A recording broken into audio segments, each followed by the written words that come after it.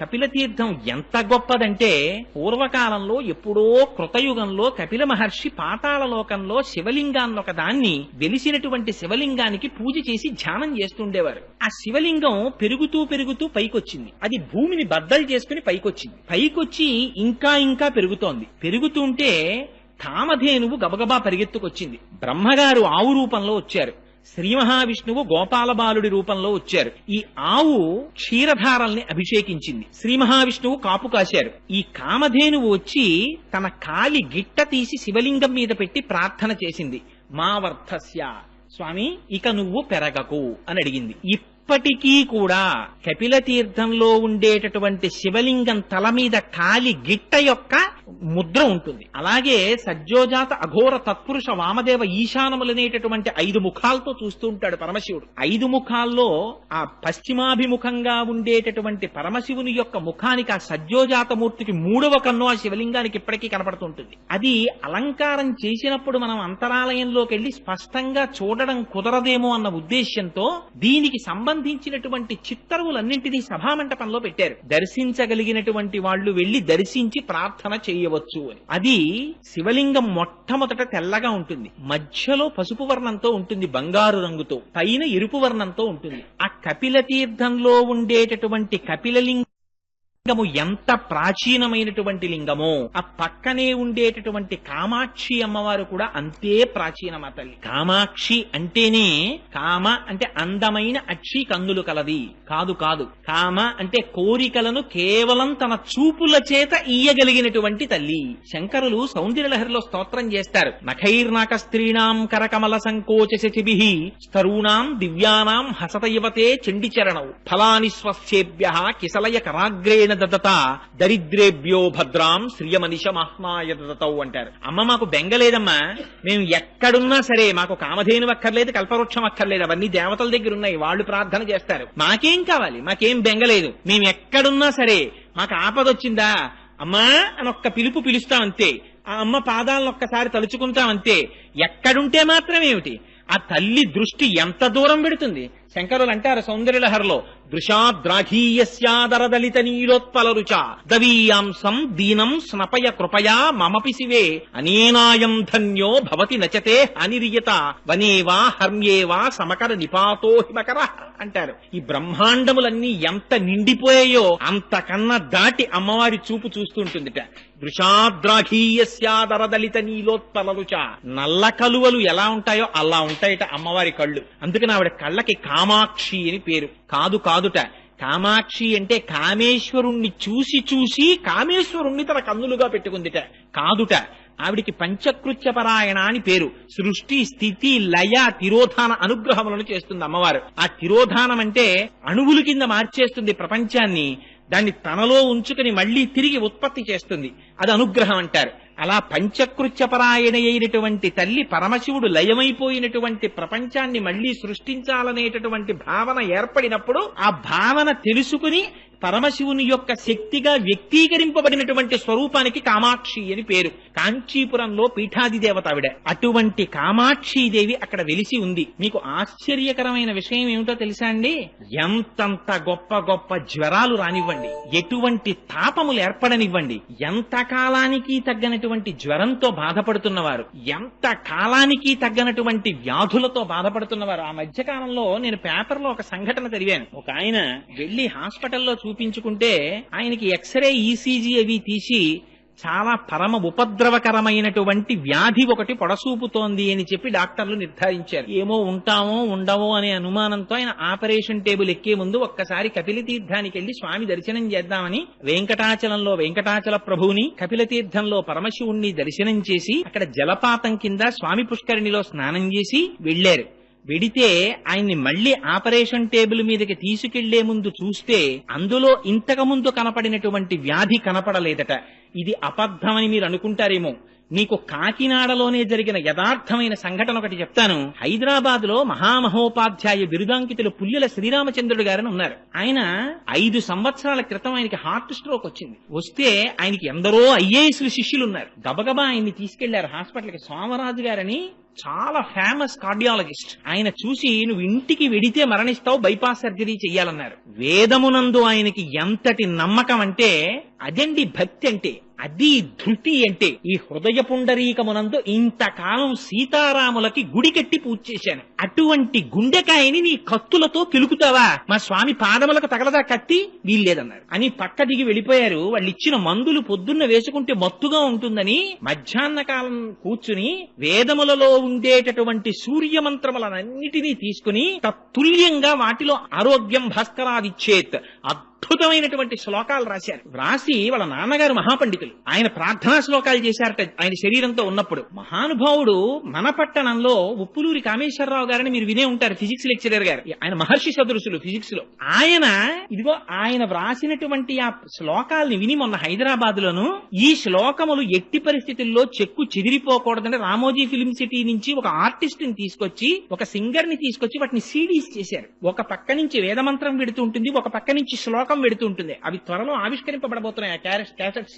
ఎంత శక్తివంతంగా వచ్చాయంటే ఆ క్యాసెట్స్, ఆ మంత్రాల్ని నమ్ముకొని ముందు వీటి ప్రయోగం నేను నా మీద చేసుకుంటానన్నారు శ్రీరామచంద్రుడు గారు. 5 సంవత్సరముల నుంచి పారాయణ చేస్తున్నారు. 70వ సంవత్సరంలో హార్ట్ స్ట్రోక్ వచ్చినప్పుడు హాస్పిటల్ కి తీసుకెడితే ఆపరేషన్ చెయ్యకపోతే ఒక రోజు బతకవని డాక్టర్ల చేత సర్టిఫై చేయబడినటువంటి వ్యక్తి 75వ సంవత్సరంలో ఇవాళకి కూడా ఆయన సంతోషంగా ఉన్నారు. నిన్న రాత్రి 11 గంటలకి నేను కామేశ్వరరావు గారితో మాట్లాడుతుంటే శ్రీరామచంద్రుడు గారి నుంచి హైదరాబాద్ నుంచి ఫోన్ వచ్చింది. ఆ ఫోన్ కి వారి వాణికి ఒక నమస్కారం చేశారు. అది విశ్వాసం అంటే. అందుకని కపిలతీర్థం అంటే సామాన్యమైన క్షేత్రం కాదది. అక్కడ పరమశివలింగముతో పాటుగా ఆనాడు పరమశివుడు జటాజూటంలో పట్టినటువంటి గంగ త్రిపథగయై మందాకిని, భాగీరథి, భోగవతి అనేటటువంటి పేర్లతో పాతాళానికి వెడితే ఆ భోగవతి మళ్లీ పై కుబికి అక్కడే పుష్కరిణిగా ఏర్పడింది. అది ఎంత శక్తివంతమంటే పార్వతీదేవితో పరమశివుడు ఒక మాట చెప్పాడు. పార్వతి, ఈ తీర్థము ఎంత గొప్పదో తెలుసా, ఇది సాక్షాత్తుగా కార్తీక మాసంలో ఏ ఏ రోజులు పరమ పవిత్రమైనటువంటి మనం భావిస్తామో, శనివారాలు, సోమవారాలు, నాగుల చవితి, పౌర్ణిమ, ఏకాదశి, ద్వాదశి మొదలైనటువంటి తిథులలో మధ్యాహ్నం 12 గంటల నుంచి 12 గంటల 10 నిమిషాల వరకు ప్రతి రోజు కూడా 3 లోకములలో ఉండేటటువంటి సమస్త పరమ పావనమైనటువంటి తీర్థములన్నీ వచ్చి అక్కడ చేరుతాయిట ఆ పుష్కరిణిలోకి. ఆ తీర్థములో స్నానం చేస్తే ఎంతటి వారికి కూడా శరీరమునకు పట్టినటువంటి పాపరాశి ధ్వంసమైపోతుందంటారు. అంత శక్తివంతమైన పుష్కరిణి. మీకు ఇంకొక విషయం చెప్పాలి.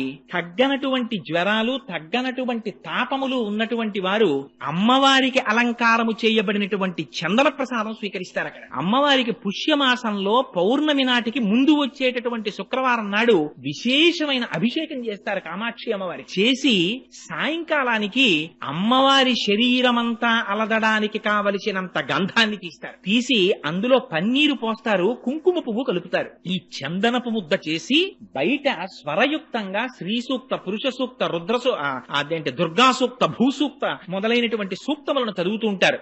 లోపల తెర వెనకాతల అర్చకులు అమ్మవారికి ఈ చందనంతో అలంకారం చేస్తారు.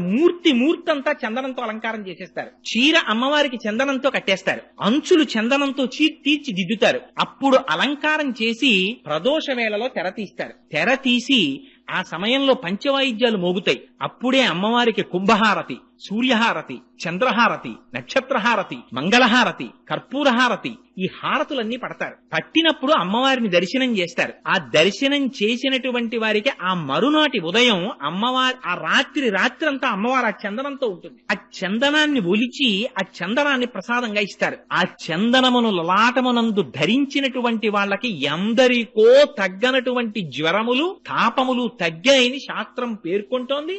ఎందరిదో అనుభవం. అంత గొప్ప తీర్థం కపిల తీర్థం. అక్కడ స్వామికి గడిచిపోయినటువంటి ఆశ్వీజ మాసంలో పౌర్ణమి నాడు 250 కిలోల బియ్యం అన్నం వండుతారు. వండి ఆ అన్నంతో స్వామివారికి అన్నాభిషేకం చేస్తారు. ఆ చేయబడినటువంటి అన్నాభిషేకం అయిపోయిన తర్వాత కొంత అన్నాన్ని పైన శివలింగంగా తయారు చేస్తారు. మళ్ళీ చేసి కాయగూరలు కొయ్యకుండా వంకాయలు, గుమ్మడికాయలు, పొట్లకాయలు, ఆనపకాయలు ఇలాంటి వాటిని నీటిలో ఉడికించి అన్నలింగం మీద త్రిశూలాన్ని, నాగాభరణాన్ని వీటన్నింటినీ అలంకారం చేస్తారు. ఈ అలంకారం చేసి పైన ఉన్న శివలింగాన్ని తీసి మేళతాళాలతో తీసుకొచ్చి స్వామి పుష్కరిణిలో కలిపి ఆ మిగిలిపోయినటువంటి అన్నలింగం మీద ఉన్న అన్నాన్నంతటినీ తీసి అందులో ఈ కాయగూరలన్నింటినీ కలిపి ఆ ముద్ద తీసి ప్రసాదంగా ఇస్తారు. అటువంటి అన్నలింగ ప్రసాదమును ఎవరు స్వీకరిస్తున్నారో వాళ్ళకి ఎన్ని కోట్ల జన్మలకి కూడా ఆకలితో ఒకరి దగ్గరికి వెళ్లి చెయ్యి చాపి అడగవలసిన అవసరం లేకుండా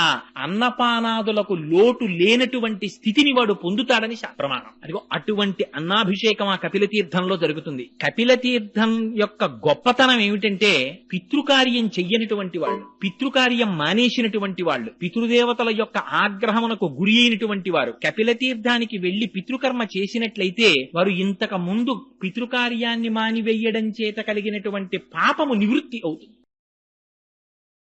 గుడ్డు యొక్క ఆకారం ఎలా ఉంటుందో అటువంటి ఆకారంతో పరమాత్మ ఈ సమస్త జగత్తుని ఆవరించి ఉంటారట పరమశివలింగం. ఆ బ్రహ్మాండములంతా నిండిపోయినటువంటి శివలింగమును ఈ కంటితో చూడడం సాధ్యం కాదు కాబట్టి కాళహస్తీశ్వర మహాత్మ్యంలో మహానుభావుడు ధూర్జటి స్తోత్రం చేస్తారు. ఉదయగ్రావము పానవట్టము అభిషేకోతత్రవాహంబు వార్ధి ధరీధ్వాంతము ధూపధూమము జ్వలద్దీప ప్రభారాశి కౌముది తారానివహంబులద్భుత సుమంబులుగా తమోదూత సఖ్యదమై సీత గభస్తి శివలింగం బొప్పె ప్రాచీదిశన్ అని. ఈ సమస్త ప్రపంచం ఒక శివలింగంగా కనపడింది ఆయనకి. అలా బ్రహ్మాండములన్నీ నిండిపోయినటువంటి శివలింగము యొక్క పైభాగమునందు అమృతము ఘనీభవించినటువంటి ఆ చంద్రమండలం నుంచి పడేటటువంటి అమృత వృష్టి చేత తడుస్తూ ఉంటుంది.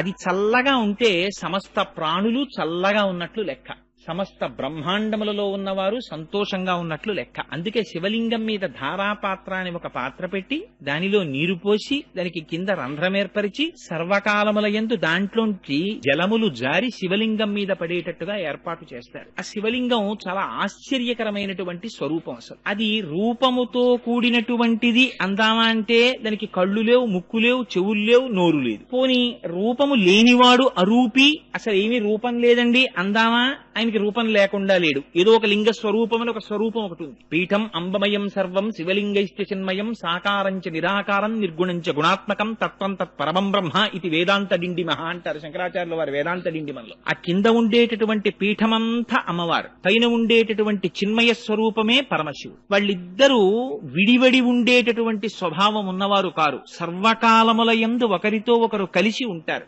సుందరకాండలో సీతమ్మ తల్లి అంటుంది, శక్త్యా లోభయితుం నాహం ఐశ్వర్యేణ ధనేనవా అనన్యే రాఘవేణాహం భాస్కరేణ ప్రభాయధ అంటుంది. నన్ను రాముడి నుంచి విడదీయగలవటోయ్, సూర్యుడి నుంచి సూర్యుడి ప్రభ, వజ్రము నుండి వజ్రము యొక్క కాంతి, పుష్పము నుండి పుష్పము యొక్క వాసన ఎలా విడదీయబడవో అలా నన్ను పరమాత్మ నుంచి విడదీయలేవంది. అలా వాళ్ళిద్దరూ సర్వకాలముల యందు కలిసే ఉంటారు. ఆ పార్వతీ పరమేశ్వర స్వరూపం. అదిగో అటువంటి స్వరూపంలో ఆ శివలింగం చాలా చిత్రాతి చిత్రమైనటువంటి స్వరూపం. అందుకని రూపం ఉందందామా, రూపం లేదందామా?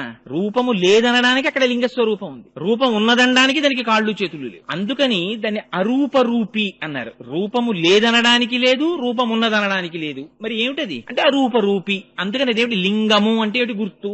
అనంత కోటి బ్రహ్మాండములు నిండిపోయినటువంటి పరమాత్మని మీరు దేనితో చూపిస్తారు? చూపించడం కుదరదు. అందుకని లింగియా ఒక గుర్తు పెట్టారంటే ఇదే పరమాత్మ అని అభిషేకం చేస్తున్నారు. అందుకే ఉపాసన దగ్గరికి వెళ్లేటప్పటికి లింగోపాసన ఒక స్థాయి పైన ఉంటుంది. ఆ ఉపాసకులని క్రింది స్థాయి ఉపాసకులు చెనకడం కష్టం. అందుకనది లింగోపాసనం అనేటటువంటిది సామాన్యమైనటువంటి విషయం కాదు. ఆయనే సాకారమూర్తిగా ఉన్నప్పుడు సాంబ సదాశివుడై దర్శనమిస్తారు. సా అంబా అమ్మవారితో కలిసినటువంటి వాడై సగుణాకారంబుగా చూపవే చిన్నీరేజ విహారమత్త మధుపా శ్రీకాళహస్తీశ్వర అంటాడు ధూర్జటి. స్వామి ఈ కన్నులతో చూడడానికి వీలుగా అమ్మవారితో కలిసి నాకు దర్శనమివ్వవా అని అడుగుతాడు. అదిగో అలా కనపడినటువంటి స్వరూపాన్ని సాంబశివుడని పిలుస్తారు. అమ్మవారితో కలిసి ధవళవపుషమిందోర్ మండలే సన్నివిష్టం భుజగబలయహారం భస్మ దిగ్ధాంగదేహం మృగయ పరశు పాణిం చారు చంద్రార్థమౌళిం హృదయ కమల మధ్యే సంతతం చింతయామి అంటారు. ఒక రూపం కాదు పరమశివుడికి, అనేక రూపాలు, అనేక ఆయుధాలు. ఇందులో ప్రధానంగా ఒక చేతిలో మృగాన్ని పట్టుకుని, ఒక చేతిలో గండ్రగొడ్డలని పట్టుకుని, ఒక చేత్తో అభయముద్ర పట్టి, ఒక చేత్తో వరదముద్ర పట్టి ఉన్నటువంటి పరమాత్మని నేను సర్వకాలముల యందు నా చిత్తమునందు నిలిపి ధ్యానం చేస్తున్నాను అంటారు. ఆ శివ అన్నా ఆయనకి ప్రధానంగా శివ అని పిలుస్తాం. శివ అంటే శివం అంటే మంగళం.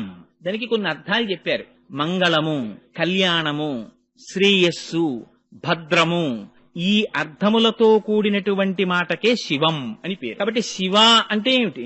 ఎక్కడెక్కడ శుభం కావాలని కోరుకుంటున్నారో అక్కడ శివారాధన జరిగి తీరవలే. ఎక్కడెక్కడ కళ్యాణము కావాలనుకుంటున్నారో అక్కడక్కడ శివారాధన జరిగి తీరవలే.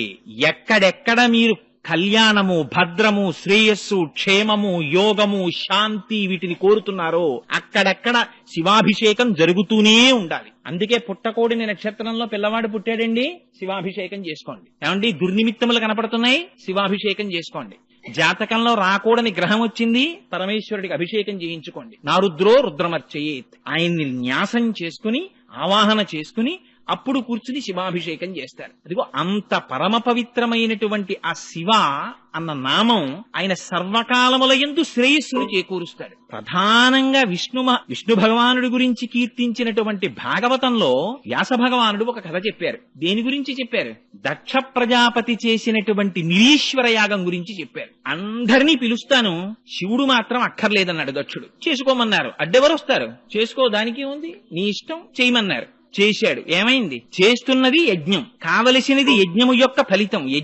యజ్ఞమనబడేటటువంటి కర్మ జడం, తనంత తానుగా అదేం ఫలితం ఇవ్వదు. ఆ కర్మ చేత ప్రీతి పొందినటువంటి భగవానుడు తత్సంబంధమైనటువంటి క్రతువుకు మంగళాన్ని ఫలితాన్ని ఇవ్వాలి. కానీ నాకు ఈశ్వరుడు అక్కర్లేదన్నాడు, నాకు శివుడు అక్కర్లేదన్నాడు. యాగం చేశాడు. ఏమైంది? చిట్ట చివరికి ఏ తల్లి అనంతకోటి బ్రహ్మాండములు నిండి నిబిడీకృతపై పరమశివుని యొక్క ఇల్లాలైందో అటువంటి తల్లి తనకి కుమార్తెగా పుడితే ఆ వైభవాన్ని గుర్తెరగలేక ఆవిడ్ని కూతురుగా విడిచిపెట్టుకున్నాడు. ఆ తల్లి ఒక్క మాట అంది చిట్ట చివర, అగ్నిగుండంలో ప్రవేశించింది. ఎవ్వరూ కూడా చిట్ట చివర శరీరాన్ని త్యాగం చేసేసే ముందు అప్పుడు అబద్ధం చెప్పవలసినటువంటి అవసరం ఎవరికీ ఉండదు కదండి. అప్పుడు సత్యమే పలుకుతారు. అంతకన్నా సత్యమే ఉండాలి. ఆ తల్లి ఒక మాట చెప్పింది, తెలిసి తెలియక దక్ష నువ్వు ఒక ఘోరమైనటువంటి పని చేశావు. ఏమిటి నువ్వు చేసినటువంటి?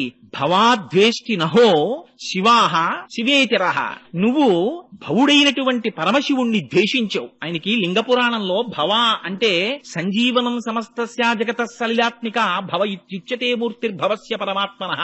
ఆయన నీటి రూపాన్ని పొంది ఈ సమస్త జగత్తుని నిలబెడుతున్నాడు పరమశివుడు. నీరు లేకపోతే ఈ జగత్తు లేదు. అటువంటి పరమశివుణ్ణి, అటువంటి మంగళప్రదమైన మూర్తిని నువ్వు ద్వేషించావు. నాకు అక్కర్లేదు శివుడు అన్నారు. ఇది తెలియక చాలా మంది క్షేత్రాలకు ఎడతారు. పరమశివుడు అందమైనటువంటి చిత్రం ఒకటి కొంటారు. మూడో నాడు ఎవరో చెప్తారు, తెలిసి తెలియని వాళ్ళు, ఏమండి ఇంట్లో శివుడి ఫోటో ఉండకూడదు, తీసుకెళ్లి పెట్టేయండి అని. శివాలయం ఒకటి తేరగా దొరుకుతుంది, తీసుకొచ్చి తెల్లవారేటప్పటికి శివాలయాల్లో పెట్టేస్తుంటారు. దాని గురించే భాగవతం మాట్లాడింది. అవి పిచ్చి పనులు. శివాలయానికి తీసుకొచ్చి శివుడి ఫోటో పెట్టేయడేమిటి? నీకు మంగళం అక్కర్లేకపోతే, నీకు శ్రేయస్సు అక్కర్లేకపోతే, నీకు కళ్యాణం అక్కర్లేకపోతే, నీకు సుఖశాంతులు అక్కర్లేకపోతే నువ్వు శివుణ్ణి విడిచిపెట్టేసుకో, అభ్యంతరం ఏం లేదు. నీకు అశాంతి కావాలంటే, అమంగళమే కోరుకుంటే శివుడు నాకు అక్కర్లేదని చెప్పచ్చు. శివుడు అంటేనే మంగళం. అందుకని పోతన గారు, వ్యాసుల వారు నిర్ద్వందంగా చెప్పారు, నువ్వు శివుడు అక్కర్లేదని నిరీశ్వర యాగం చేశావు, అమంగళం జరుగుతుందని చెప్పి అమ్మవారు దేహత్యాగం చేసింది. ఏమైంది? మొదలెట్టిన యాగం తొట్టతుదకి చేసినటువంటి దక్ష ప్రజాపతి యొక్క శిరస్సు తెగి కింద పడిపోయింది. మనకి నేర్పింది భాగవతం. శివకేశవుల మధ్య భేదాన్ని చూడకు, శివుడు వద్దని అనకు. శివుడు అంటేనే మంగళ స్వరూపము. ఆయన పేరు శంభుః. శం అంటే సుఖము, భావయతి శంభుః. ఎవరు ఈ సుఖాన్ని ఇస్తున్నాడో ఆయనకి శంభుః అని పేరు. ఏమిటి సుఖం? నీకు జీవితంలో తెల్లవారి లేస్తే కోరేటటువంటి కామ్యమైనటువంటి కోరికల దగ్గర నుంచి పునరావృత్తి రహితమైనటువంటి శాశ్వత శివ సాయుధ్యమును ఇయ్యగలిగినటువంటి జ్ఞానము వరకు ఇయ్యగలిగినటువంటి వాడు పరమశివుడు. అందుకే ఎక్కడెక్కడ శివ కటాక్షము కలుగుతుందో అక్కడక్కడ జ్ఞానము ప్రసరిస్తుంది. అందుచేతనే ఆ మహానుభావుడికి శంభుః అని పేరు. ఆయన ఎటువంటి శివుడుట? శివానందలహరిలో శంకర భగవత్పాదాచార్యులు వారు ఒక స్తోత్రం చేశారు. ఆ స్తోత్రంలో అంటారు, భృంగీచ్ఛానటనోత్కటక్కరిమదగ్రాహీ స్ఫురన్మాధవ హ్లాదో నాదయుతో మహాసితవపు పంచేషు బాణాదృత సప్తక్ష సుమనోవనేషున పునః సాక్షాన్మదీయే మనో రాజీవే భ్రమరాధిపో విహరతాం శ్రీశైల వాసీ విభు అంటారు. ఈ మనోరాజీవము, ఈ మనస్సనబడేటటువంటి పద్మములో విహరించేటటువంటి తుమ్మిద స్వరూపంతో ఉంటాట. ఈ లోపల ఉండేటటువంటి ఈ మన పుష్పం మంచి సుగంధంతో ఉండాలి, పరిమళ భరితమై ఉండాలి, స్వచ్ఛంగా ఉండాలి, మకరందంతో కూడినదై ఉండాలి.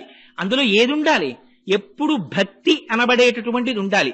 ఎక్కడెక్కడ భక్తి ఉంటుందో అక్కడ ఆ భక్తి అనేటటువంటి రసాన్ని స్వీకరించడానికి పరమశివుడు లోపల దాని చుట్టూ తిరుగుతూ ఉంటాట. అందుకని ఆ మనస్సు భక్తితో కూడిన నాడు మాత్రమే జ్ఞానమబ్బి మనోలయం అవుతుంది. లేకపోతే శంకర భగవత్పాదులంతటి వారు శివానంద లహరిలో ఎంత గొప్ప కోరిక కోరారంటే సామాన్యమైన కోరిక కోరారా. నాకు స్వామి నరత్వం దేవత్వం నగవన మృగత్వం వశకత పశుత్వం కీటత్వం భవతు విహగత్వాది జననం సదాత్త పాదాబ్జ స్మరణ పరమానంద లహరి విహారాసక్తం చేద్రూదయమిహ కింతేన బపుష.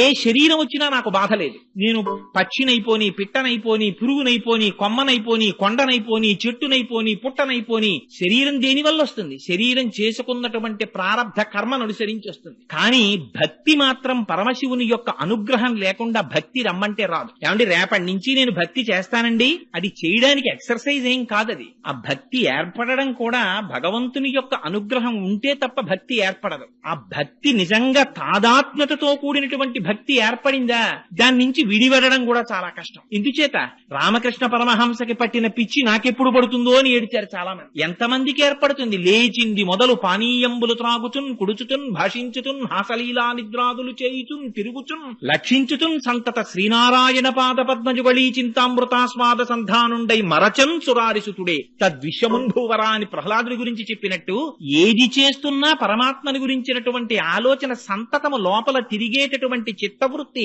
ఏర్పడడం అంటే అది కేవలం పరమేశ్వరుని యొక్క అనుగ్రహం చేత ఏర్పడుతుందా భక్తి. ఇంటి భక్తితో కూడి ఉన్నప్పుడు మాత్రమే జ్ఞానం ఏర్పడి ఆ మనస్సు ఆత్మలోకి లయమవుతుంది. శంకర భగవత్పాదులు తారావళి స్తోత్రంలో ప్రార్థన చేస్తారు. శ్రీశైల శృంగే వివిధ ప్రసంగే శేషాద్రి శృంగే సదా వసంతం తమర్జునం మల్లిక పూర్వమేనం సిద్ధిం తథావిధ మనో విలయం సమాధౌ గాత్రే యదా మమలతాః పరివేశయంతి కర్ణే యదాః విరచయంతి ఖగాశ్చనీడాస్ అంటారు. ఎంత గొప్ప స్తోత్రమో చూడండి. నిజంగా మనిషి లోపల సంకల్ప వికల్ప సంఘాతమైనటువంటి మనస్సు పనిచేస్తున్నంతసేపు, తిరుగుతున్నంతసేపు ఏవీ దగ్గరికి రావడానికి భయపడతాయి. ఓ చీమ దగ్గరికి రాదు, ఓ తీగ దగ్గరికి రాదు, ఓ చెట్టు దగ్గరికి రాదు. కోరికల పుట్టయినటువంటి మనస్సు వెనక్కి నడిచి ఆత్మలోకి లయమై తను నిర్వికల్ప సమాధిలో ఏ కోర్కెలు లేనటువంటి ప్రశాంతమైనటువంటి చిత్తంతో నేను శ్రీశైల శృంగ కుహరేషు కదోపలప్సే, ఏనాడు ఆ శ్రీశైల శిఖరములో ఉన్నటువంటి గుహలలో కూర్చుంటానో ఆనాడుట ఎటువంటిది జరుగుతుందిట. గాత్రం యదా మమలతాః పరివేశయంతి. ఆ తీగ చెట్టును అల్లుకుంటుంది. ఆ పక్కనే మనం కూర్చున్నాం అనుకోండి, మనం వచ్చి అల్లుకోవద్దని తెలిసి వీళ్ళు వెళ్ళిపోతాడు. ఎంతగా మనస్సు లయమైపోయినటువంటి స్థితికి నేను చేరుకోవాలంటే తీగలు భయపడకూడదు నన్ను అల్లుకోవడానికి, పక్షులు భయపడకూడదు నా చెవులలో పుల్లలు పెట్టి వాటిలో గూళ్లు కట్టుకోవడానికి. అంతగా మనోలయమైపోయినటువంటి స్థితి నాకు ఆ శ్రీశైల క్షేత్రంలో ఎప్పుడబ్బుతుందో అని స్తోత్రం చేశారు శంకరాచార్యుల వారు. అటువంటి స్వరూపం ఆ లింగ స్వరూపం. అది సామాన్యమైనటువంటి స్వరూపం కాదు. మన అదృష్టం ఏమిటంటే ఈ కార్తీక మాసంలో కృత్తికా నక్షత్రంతో పౌర్ణమి నాడు సాయంకాలం రాత్రి వేళ ఆ జ్యోతి స్వరూపంగా లింగం ఏర్పడింది. అరుణాచలంలో మహానుభావుడు ఆత్మదర్శనాన్ని పొందినటువంటి రమణ భగవానులు అంతటి వారు కూడా జ్ఞాని ఎన్నడూ భక్తిని విడిచిపెట్టడు అనడానికి ఇంకంతకన్నా ఉదాహరణ ఏమిటి? ఒకేసారి ముగ్గురు మహాపురుషులు దక్షిణ భారతదేశంలో కదలాడారు. ఒకరు చంద్రశేఖర పరమాచార్యులు, ఒకరు భగవాన్ రమణులు, ఒకరు మహర్షి అరబిందో. ముగ్గురు ఏకకాలమునందు జీవించారు. ఆశ్చర్యం ఒక్కొక్కసారి నిజంగా ధర్మాకృతి అవి చదువుతుంటే ఆశ్చర్యం వేస్తుంది. రమణులు ఆశ్రమంలో ఉండగా చంద్రశేఖరులు ఆ అరుణాచలేశ్వరుని యొక్క కొండకి ప్రదక్షిణం చేయడానికి వెడుతుండేవారు. రమణులు ఒక్కరే బయటికి రాలేదు. చంద్రశేఖరులు ఒక్క క్షణం ఆగి ఆశ్రమం వైపు చూసి వెళ్లిపోయారు. రమణుల్ని అడిగారు, మీరు వెళ్లలేదేం చంద్రశేఖర పరమాచార్యుల వారి దర్శనానికని. చంద్రశేఖర పరమాచార్యులని ఒకరు, రమణులని ఒకరు, రెండున్నాయా అని అడిగేవారు. ఎంతటి అద్వైత దర్శనమో చూడండి. అసలు దాని నుంచి జారలేదు రమణులు ఎప్పుడు. తన శరీరానికి సర్కోమా పుట్టే రక్తం కారిపోతున్నప్పుడు కూడా, 104 జ్వరంతో శరీరం ఊగిపోతున్నప్పుడు కూడా, మీకు ఇప్పుడు కూడా స్వామి భగవాన్ మీరు ఇప్పుడు కూడా ఆత్మచింతనతోనే ఉన్నారా అంటే, గంధపు చెట్టుని పట్టి కొట్టినా, చెరుకు కర్రని పట్టి కత్తితో నరికినా, మోకాలకు పెట్టి విరిచినా, దంతముల మధ్య పెట్టి నలిపినా తీపి తప్ప చేదు రాదు. ఆత్మజ్ఞానము అబ్బినటువంటి వాడికి ఏమి చేసినా శరీరాన్ని ఆత్మస్థాయి నుండి దిగజారడు అని. అటువంటి స్థితిని పొందారు మహానుభావులు. అందుకే ఆ అరుణాచల లింగం గురించి ఎన్ని స్తోత్రాలు చేశారు. అదిగో అటువంటిది ఆ కృత్తికా నక్షత్రంతో కూడినటువంటి పౌర్ణమి నాడు కార్తీక మాసంలో ఏర్పడింది ఆ జ్యోతిస్తంభం. అదే మనం ఎక్కడ చెప్పినా కూడా 12 జ్యోతిర్లింగములు అని పేరు పెట్టి చెప్పి ఆ జ్యోతిర్లింగంగానే అజ్ఞానాన్ని మటుమాయం చేయగలిగినటువంటి లింగ స్వరూపాన్ని ధ్యానం చేస్తాం. అటువంటి వాటిలో పరమ ప్రఖ్యాతమైనటువంటి స్వరూపం కపిల తీర్థంలో ఉన్నటువంటి ఒక లింగం. ఇవాళ ఎందుకు ఈ విషయాన్ని ప్రస్తావన చేయవలసి వచ్చిందంటే, నాకు పాపం చాలా మంది ఫోన్ చేశారు, ఏమండి ఒక్కసారి ఆ కపిల తీర్థం గురించి 4 మాటలు చెప్పండి అని అడిగారు. ఈ మధ్య రామారావుపేట శివాలయంలో ఉపన్యాసం చెప్తూ కపిల తీర్థానికి జరిగేటటువంటి అన్నాభిషేకం గురించి ప్రస్తావన చేస్తే చాలా మంది ఈ మాట ఎక్కడైనా చెప్పినప్పుడు కపిల తీర్థం గురించి ఒక 4 మాటలు చెప్పండి అని అడిగారు. కపిల తీర్థం గురించి చెప్పడం అంటే శివలింగం గురించి చెప్పడమే. ఎందుకని అంటే శివలింగములు ఏర్పడడం దృష్ట్యా 7 రకాలుగా ఏర్పడతాయి. ఒకటి మృన్మయములంటారు, అంటే మట్టితో చేయబడినటువంటి లింగం అయితే దాన్ని మృన్మయ లింగము అంటారు. రెండవ దాన్ని సైకత లింగము అంటారు, అంటే తాత్కాలికంగా పూజ చెయ్యడానికి కానీ లేదా ఇతర పద్ధతులలో కానీ ఇసుకతో చేసినటువంటి లింగం అయితే దానికి సైకత లింగం అని పేరు. మూడవ దానిని లోహజ లింగము అంటారు. లోహంతో చేయబడినటువంటి లింగం అయితే అది లోహజ లింగం, బంగారము వెండి మొదలైన దాంతో. నాలుగవది రత్నజ లింగము అంటారు. రత్నములతో చేయబడినటువంటి లింగ స్వరూపం అయితే దాన్ని రత్నజ లింగం అంటారు. ఆ తరువాత వచ్చేటటువంటిది 5వ తరహా లింగం చెక్కతో చేయబడినటువంటిది, దారువుతో చేయబడినటువంటి లింగాన్ని 5వది. ఆ తరువాత చేయబడినటువంటి లింగం ఈ రాతితోంచి శైలజ లింగము అని, ఈ రాతిలోంచి చేయబడినటువంటి లింగాలు. ఇలా 7 రకాలుగా లింగములు తయారవుతాయి. ప్రతిష్ఠ దృష్ట్యా అంటే స్వామివారి శివలింగాన్ని ప్రతిష్ఠ చేసేటటువంటి పద్ధతిలో ఆలోచన చేసినప్పుడు 6 రకాలుగా చెప్తారు శివలింగాన్ని. మొట్టమొదటిది స్వయంభూలింగములు అంటారు. అది ఒకళ్ళు ప్రతిష్ఠ చేసింది కాదు, అది కాలంలో ఎప్పుడు ఏర్పడిందో ఎవ్వరికీ తెలియదు. తనంత తానుగా ఏర్పడినటువంటి శివలింగం. శ్రీశైలంలో ఏర్పడినది, రామేశ్వరంలో ఏర్పడినది. ఇలాంటి రామేశ్వరంలోది రామచంద్రమూర్తి ప్రతిష్ఠ చేశారని, శ్రీశైలంలో వారణాసిలో అలాంటి చోట్ల కేదారేశ్వరంలో అలాంటి చోట ఏర్పడినటువంటి శివలింగములకు అవి స్వయంభూలింగాలు. రెండవది దివ్యలింగములంటారు. దివ్యలింగములంటే దేవతల చేత ప్రతిష్ఠ చేయబడినటువంటి లింగములు. ఇక్కడ మనకి శ్యామలకోట సంస్థానంలో సామర్లకోట అంటారే, అక్కడ ప్రతిష్ఠ చేయబడినది. ఇలాంటి వాటిని దివ్యలింగములు అంటారు. ఇవి ఒకదానికన్నా ఒకటి కిందకు ఉంటాయి. మూడవ లింగం ఆర్షలింగములు అంటారంటే మహర్షులు స్థాపించినటువంటి లింగములు.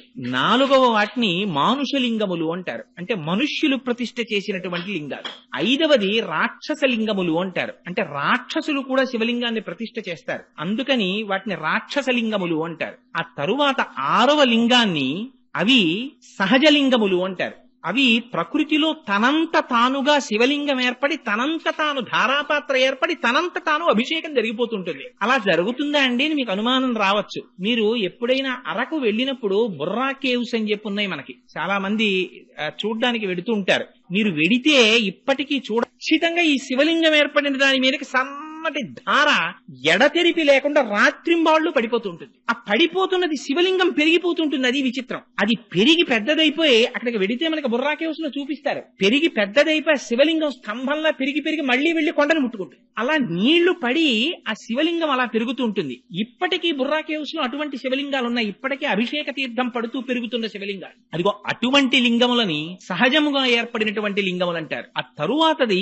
బాణలింగం. బాణలింగం అంటే నర్మదా నదిలో ఉండేటటువంటి శిలల్ని నీటి యొక్క వేగము ఒరుసుకుంటూ వెళ్లడం చేత ఏర్పడినటువంటి లింగములను బాణలింగములు అని పిలుస్తారు. ఈ విధంగా ప్రతిష్ఠ దృష్ట్యా ఆ శివలింగాల్ని 7 రకాలుగా విభజించారు. అందులో పరమపావనమైనటువంటి లింగమూర్తి ఆ కపిల తీర్థంలో ఉన్నారు. మనకి వెంకటాచలం తెల్లవారి లేస్తే తెలుగువారికి కొంగు బంగారం వెంకటేశ్వర స్వామి వారు. వెంకటేశ్వర స్వామి వారి దర్శనం చెయ్యనటువంటి వారు ఎవ్వరూ ఉండరు. తెల్లవారి లేస్తే ఏ కష్టం వచ్చినా ఏ సుఖం వచ్చినా స్వామి సన్నిధానంలో చెప్పుకుంటాం, ఆయన దగ్గరికి పరిగెడతాం. ఆ వెంకటేశ్వర స్వామి వారు వెలిసినటువంటి 7 కొండలు ఎంత ప్రాచీనమైనవో ఆ బ్రహ్మాండ పురాణంలో ఒక మాట చెప్తారు, వరాహ పురాణంలో. అందులో కృతే వృషాద్రిం వక్షంతి త్రేతాయాం అంజనాచలం ద్వాపరే శేషశైలంతు కలౌ వెంకటాచలం నామాని యుగభేదేన శైలాస్థాస్య భవంతి. కృతయుగంలో దాన్ని వృషాద్రి అని పిలిచారు, త్రేతాయుగంలో అంజనాద్రి అని పిలిచారు, ఆ తరువాత ద్వాపర యుగంలో శేషాద్రి అని పిలిచారు, కలియుగంలో వెంకటాద్రి అని పిలుస్తున్నారు. యుగములు మారిపోయి కానీ ఆ కొండ మాత్రం అలాగే ఉంది. ఆ కొండ ఎంత ప్రాచీనమో కొండ కింద ఉన్నటువంటి ఆ కపిల తీర్థ క్షేత్రంలో ఉన్నటువంటి శివలింగము కూడా అంతే ప్రాచీనం. ఎందుకని? అది స్వయంభూ. ఎప్పుడు ఏర్పడిందో ఎవ్వరికీ తెలియదు కపిల తీర్థం.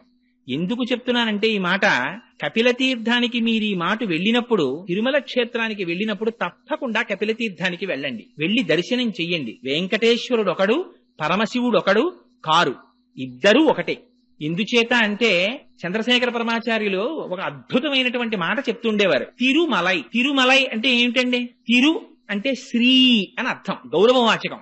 మలై అంటే శైలము, కొండ. దాని పేరేమిటి? శ్రీశైలము. తిరుమల నంబి అని శ్రీ మహావిష్ణువుని కొలిచినటువంటి మహాభక్తులు తిరుమల నంబి. ఆయన్ని సంస్కృతంలో పిలవవలసి వస్తే శ్రీశైల పూర్ణులు అని పిలుస్తారు ఆయన్ని. ఇది శ్రీశైలమే. తిరుమలై అంటే శ్రీశైలం, శ్రీశైలం అన్నా శ్రీశైలమే. రెండు శ్రీశైలాలే. రెండు శ్రీశైలాల్లోనూ ఇక్కడ కరచరణాదులతో కూడినటువంటి స్వామి ఉన్నారు, అక్కడ కరచరణాదులతో కనపడనటువంటి అరూపరూపి అయిన పరమాత్మ ఉన్నారు.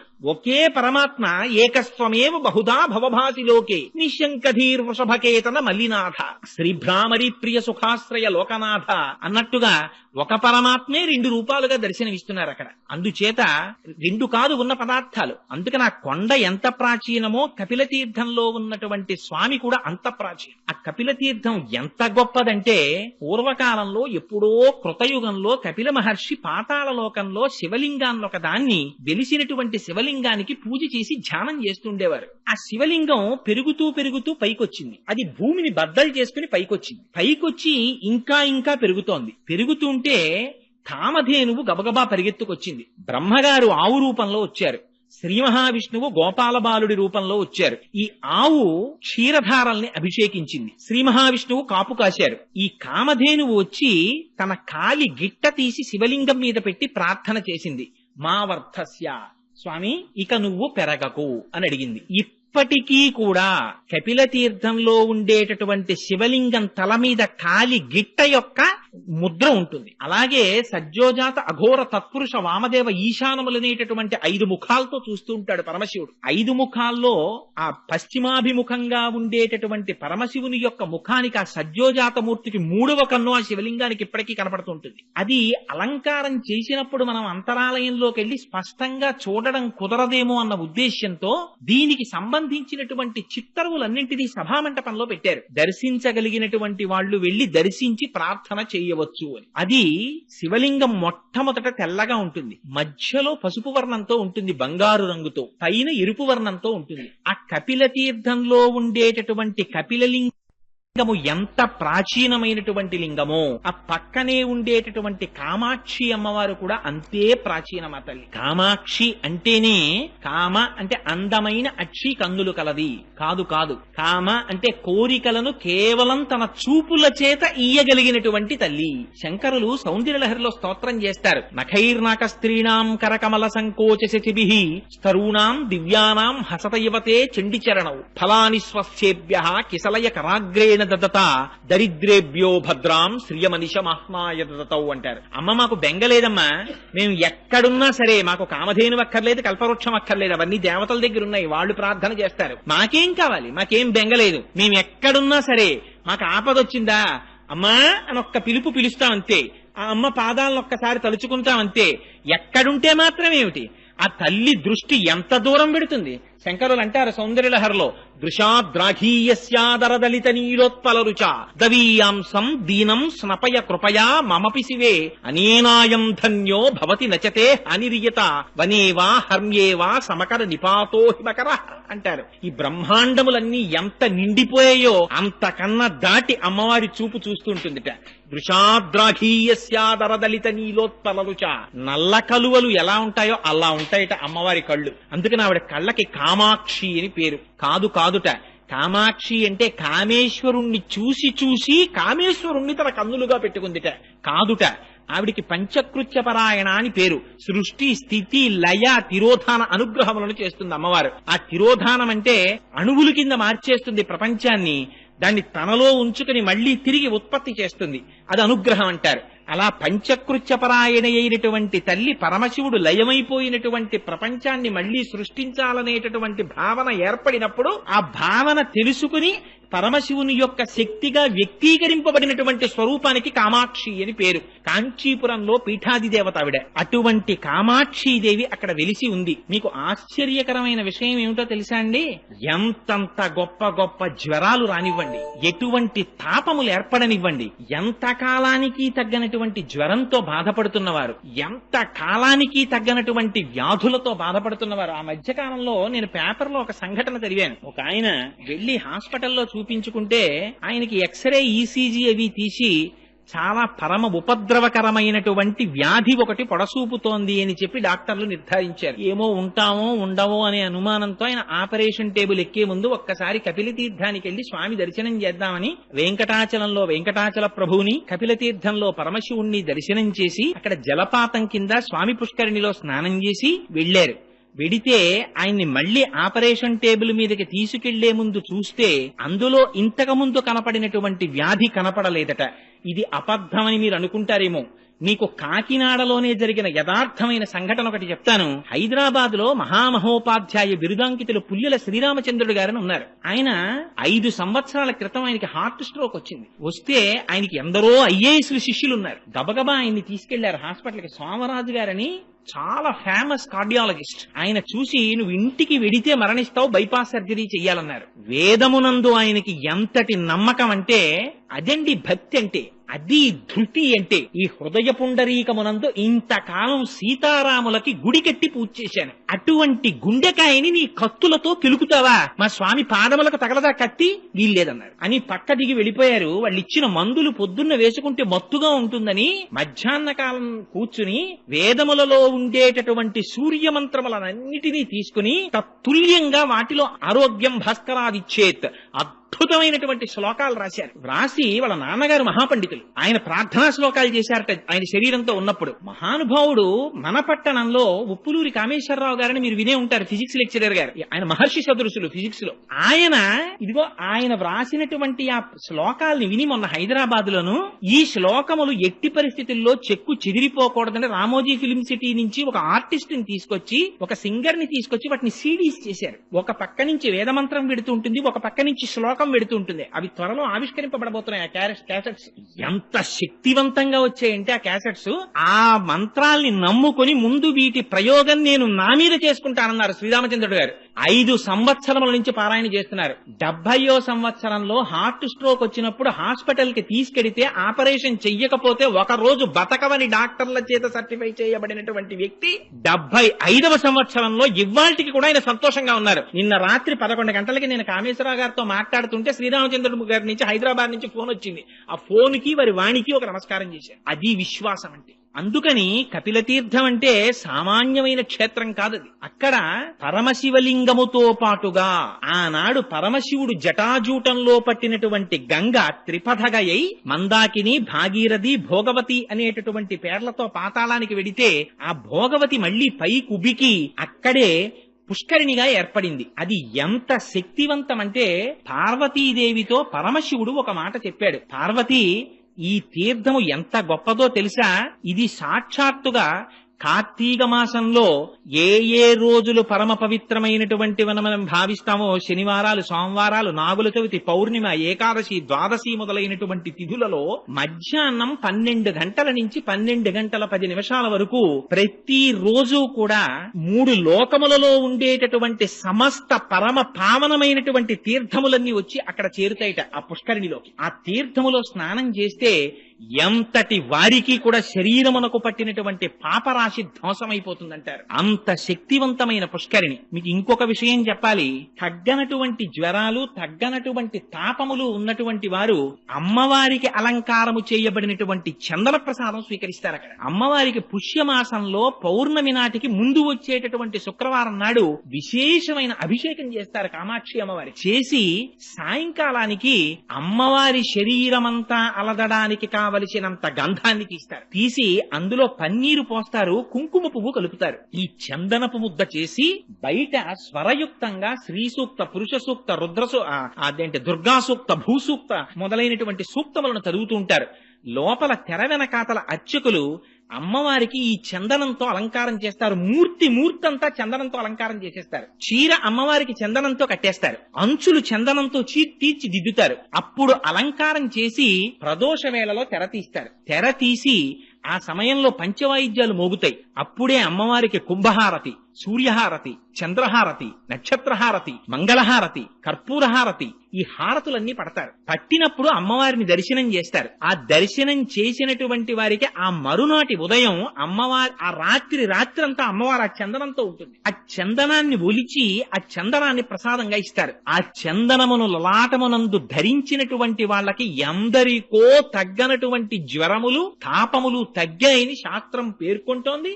ఎందరిదో అనుభవం. అంత గొప్ప తీర్థం కపిల తీర్థం. అక్కడ స్వామికి గడిచిపోయినటువంటి ఆశ్వీజ మాసంలో పౌర్ణమి నాడు 250 కిలోల బియ్యం అన్నం వండుతారు. వండి ఆ అన్నంతో స్వామివారికి అన్నాభిషేకం చేస్తారు. ఆ చేయబడినటువంటి అన్నాభిషేకం అయిపోయిన తర్వాత కొంత అన్నాన్ని పైన శివలింగంగా తయారు చేస్తారు. మళ్ళీ చేసి కాయగూరలు కొయ్యకుండా వంకాయలు, గుమ్మడికాయలు, పొట్లకాయలు, ఆనపకాయలు ఇలాంటి వాటిని నీటిలో ఉడికించి అన్నలింగం మీద త్రిశూలాన్ని, నాగాభరణాన్ని, వీటన్నింటినీ అలంకారం చేస్తారు. ఈ అలంకారం చేసి పైన ఉన్న శివలింగాన్ని తీసి మేళతాళాలతో తీసుకొచ్చి స్వామి పుష్కరిణిలో కలిపి ఆ మిగిలిపోయినటువంటి అన్నలింగం మీద ఉన్న అన్నాన్నంతటినీ తీసి అందులో ఈ కాయగూరలన్నింటినీ కలిపి ఆ ముద్ద తీసి ప్రసాదంగా ఇస్తారు. అటువంటి అన్నలింగ ప్రసాదమును ఎవరు స్వీకరిస్తున్నారో వాళ్ళకి ఎన్ని కోట్ల జన్మలకి కూడా ఆకలితో ఒకరి దగ్గరికి వెళ్లి చెయ్యి చాపి అడగవలసిన అవసరం లేకుండా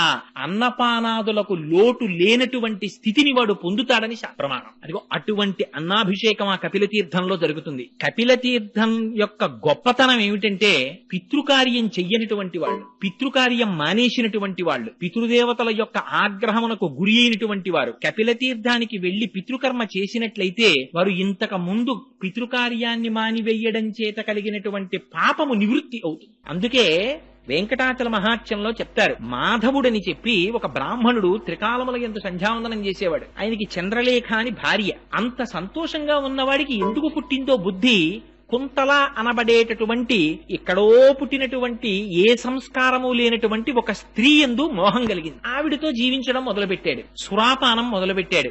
ఆఖరికి ఎంత దూరం వెళ్ళిపోయాడంటే మాంసభక్షణం చేయడం కూడా మొదలెట్టాడు. ఆవిడితో కలిసి కోయపల్లెల్లోకి వెళ్ళిపోయాడు. అటువంటి వాడు ఒకనాడు రాజు తన పరివారముతో కలిసి వెంకటాచల క్షేత్రానికి వెడుతుండగా చూసి వాళ్లతో పాటుగా బయలుదేరి వెళ్ళాడు. వెళ్లి వాళ్ళందరూ కూడా మొట్టమొదటి కపిల తీర్థానికి వెళ్లి అక్కడ పితృకార్యం చేశారు. ఈయన కూడా వాళ్లతో వెళ్లి పితృకార్యం చేసి మట్టి ముద్దలు తీసి పిండములుగా సమర్పించాడు. ఎందుకని తనకేమీ లేదు కనుక, తనేమి తింటున్నాడో దానితోనే పిండ ప్రదానం చేయాలి. అందుకని మట్టి ముద్దలతో పిండ ప్రదానం చేశాడు. వెంటనే ఆయన శరీరములకున్నటువంటి పాపరాశి ధ్వంసమైంది. తరువాత వెంకటాచల పర్వత సానువులనెక్కి పైకెక్కాడు. అక్కడికెక్కి స్వామి పుష్కరిణిలో స్నానం చెయ్యగానే బ్రహ్మాది దేవతలు ప్రత్యక్షమై నీకు భవిష్యత్తులో నువ్వు ఆకాశరాజుగా జన్మిస్తావు, నీకు జన్మించినటువంటి కుమార్తె పద్మావతి వెంకటాచలపతికి భార్య అవుతుందని వరం ఇచ్చారు. అందుకని ఆ వెంకటాచలంలో ఉన్నటువంటి ఆ కపిల తీర్థంలో ఉన్నటువంటి ఆ తీర్థం అంత గొప్ప తీర్థం. అది సాక్షాత్తుగా పాతాళంలో భోగవతి పైకి పొంగింది. కపిల తీర్థంలో దర్శించవలసినటువంటి మహాద్భుతమైనటువంటి విషయం వేరొకటి ఏమిటంటే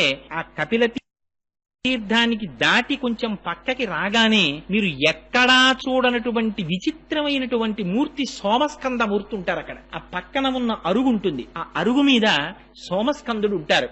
ఈ మాట మీరు ఎవరైనా వెళ్ళినప్పుడు తిరుమల క్షేత్రానికి తప్పకుండా దర్శనం చేయండి. ఆ సోమస్కందుడు ఏర్పడడం వెనకాతల ఒక కథ ఉంది. రాజేంద్ర చోళుడనేటటువంటి చక్రవర్తికి కలలో కనపడి పార్వతీ పరమేశ్వరులు ఆదేశించారు, నన్ను సోమస్కందుడిగా అక్కడ ప్రతిష్ఠ చేయమని. అందుచేత సోమస్కంధమూర్తి వెలిశారు. సోమస్కందుడు అంటే సా ఉమా స్కంధ. పరమశివుడి పక్కన పార్వతీదేవి, పార్వతీదేవి పక్కన స్కంధుడు ఉంటారు, సుబ్రహ్మణ్యేశ్వర స్వామి. ఆయన తల్లిదండ్రులు ఎంత పెద్ద ఆఫీసర్లు అయితే మాత్రం, ఇద్దరు ఐఏఎస్ ఆఫీసర్లే అనుకోండి తల్లిదండ్రులు, పిల్లాడు వాళ్ళిద్దరి మధ్యలో కూర్చొని ఆడుకోవడం మానేస్తాడు. ఏమిటి, అమ్మ మా నాన్నగారు పెద్ద చీఫ్ సెక్రటరీ, మా అమ్మగారు పెద్ద ఐఏఎస్ ఆఫీసరు, వీళ్ళిద్దరి మధ్యలో నేను ఆడుకోకూడదు అనుకుంటాడు వాడు. అలా పార్వతీ పరమేశ్వరుల మధ్యలో నిలబడి ఆ పిల్లవాడు ఆడుకుంటూ సంతోషంగా కనపడతాడు, చేతులూపుకుంటూ సుబ్రహ్మణ్యేశ్వరుడు. అదిగో అటువంటి మూర్తికి సోమస్కంధమూర్తి అంటారు. ఆ సోమస్కంధమూర్తిని దర్శనం చేసినంత మాత్రం చేత పరమశివానుగ్రహం కలిగి ఉల్లాసవంతంగా ఎటువంటి సమస్యలున్నా సమస్యలు తీరుతాయిట. అటువంటి సోమస్కంధుడు ఉంటాడు. ఆ పక్కనే ధనిశ్చండు అని ఒక మూర్తి ఉంటారు. మనకి శివాలయాలన్నింటిలోనూ కూడా చండీశ్వరుడు ఉంటాడు. ఇక్కడ ఉన్నారు కదా స్వామి, వెనకాతలే ఉంటారు. ఆ చండీశ్వరుడు గురించి చంద్రశేఖర పరమాచార్యులు వారు ఎప్పుడు చాలా అందమైన మాట ఒకటి మాట్లాడేవారు. చండీశ్వరుడు అన్న మాట ఎప్పుడు చెప్పినా చంద్రశేఖరులు ఏమనేవారంటే, మనలా పుట్టి పరమశివ కుటుంబంలో 5వ వాడైన వాడు అనేవారు. ఎందుకని? శివుడు, పార్వతి, గజాననుడు, సుబ్రహ్మణ్యుడు ఈ నలుగురు కాకుండా దక్షిణ భారతదేశంలో ఎప్పుడెప్పుడు ఊరిరిగింపు జరిగినా అప్పుడప్పుడు ఈ చండీశ్వరుణ్ణి కూడా 5వ వాడిగా తీసుకెడతారు. ఆయన కుటుంబంలో ఒక సభ్యుడైపోయాడు. అసలు ఆ చండీశ్వరుడి వృత్తాంతం చాలా ఆశ్చర్యకరం తెలుసా అండి. ఎందుకంటే కార్తీక మాసంలో ఇంత పరమ పవిత్రమైన ఆలయంలో అసుర సంధ్య వేళలో కూర్చుని అట్లాంటి వృత్తాంతం మనం చెప్పుకున్నా విన్నా చాలు మన జన్మ పావనం అయిపోతుంది. ఆ చండీశ్వరుడు, ఆయన పేరు మనందరం ఎలా పుట్టామో అలా విచార శర్మ అనేటటువంటి పేరుతో మనలాగే పుట్టి పెరుగుతుండేవాడు. ఆయన వేదం చదువుకుంటూ ఉండేవారు. ఒకనాడు ఆవులను కాసేటటువంటి ఒక గొల్లవాడు ఒక ఆవుని పట్టుకుని కొడుతున్నాడు. చూశారాయన, బాధ కలిగింది. అయ్యయ్యో, గోవు యొక్క శరీరంలో 3,000,000 దేవతలు ఉంటారంటారయ్యా, ఆవును కొడుతున్నావా అన్నారు. ఈ ఆవు సరిగ్గా పాలివ్వట్లేదు, ఇది మేత మెయ్యట్లేదన్నాడు. ఆవుని కొట్టకు, నీకు చేత కాకపోతే ఇక నుంచి నేను కాస్తాను ఆవులను అని ఊళ్ళో వాళ్ళని ఒప్పించి వేద విద్యార్థి విచార శర్మ ఆవులన్నింటినీ తీసుకుని వెళ్లేవాడు. ఎంతగా పోషించాడంటే మహానుభావుడు, పుట్టల మీద ఏటి గట్ల మీద ఉండేటటువంటి గడ్డి కోసమని వెడితే పశువులకి ఇబ్బంది కలుగుతుందని ఆయన వెళ్లి ఆ గడ్డి కోసి తెచ్చి ఆవులకి మేపేవట్ట. ఎప్పుడు వేదం చెప్పుకుంటూ కూర్చునేవట్ట. పరవశించిపోయి ఆవులన్నీ ఆయన దగ్గరికి వచ్చి తమకు ఉన్నటువంటి 4 శిరములలో ఒక శిరము నుంచి పాలు విడిచిపెడుతుండేవిట ఆయన తాగమని.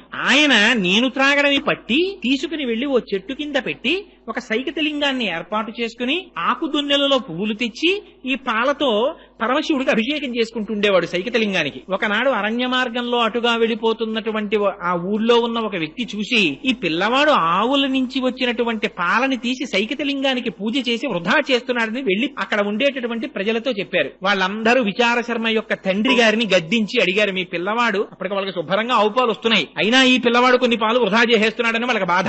చెప్తే నాకు తెలియదు ఈ విషయం, రేపు నేను పరికిస్తానన్నాడు తండ్రి అని బయలుదేరాడు. విచార శర్మ కూర్చుని ఆవుల యొక్క ఒక్కొక్క శరములోంచి వదిలినటువంటి పాలు పట్టి ఒక అత్తి చెట్టు కింద సైకతలింగాన్ని ఏర్పాటు చేసి దానికి అభిషేకం చేసుకుంటున్నాడు. మనస్సు లయమైపోయింది. ఇందాక చెప్పానే శ్రీశైల శృంగకుహరేషక దోపలప్సి అన్నట్టుగా అంతటా పరమశివుణ్ణి దర్శిస్తూ ఆ అభిషేకం చేస్తున్నాడు. నమక చమకాలు ఏముందండి అభిషేకంలో?